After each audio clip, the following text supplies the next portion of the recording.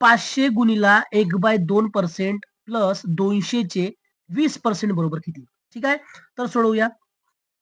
500 गुणिला 1/2% म्हणजे 1/2 भागीला 100 म्हणजे काय होईल?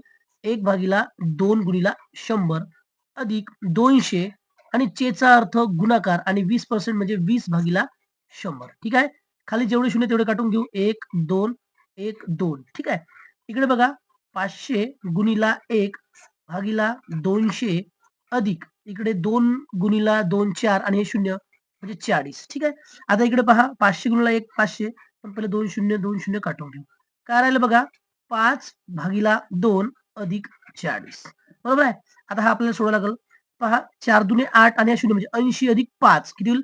85/2 आता ज्याला आपण सोडवतो समजा म्हणला तर पहा 84 म्हणजे 4 आणि हे 2.5 म्हणजे उत्तर किती येईल आपला 42.5